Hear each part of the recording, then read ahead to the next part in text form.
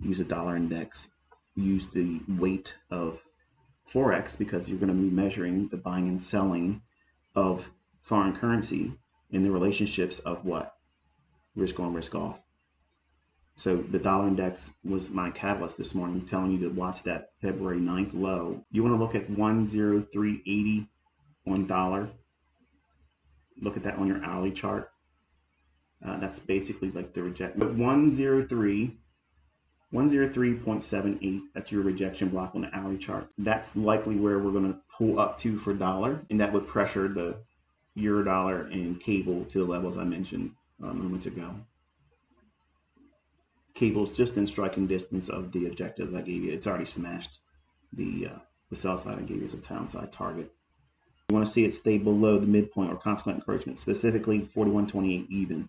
As long as we remain below 41.28 even, so hopefully that helps. I know it would have helped me as a trader, when I was first starting, if I would have had this information and the logic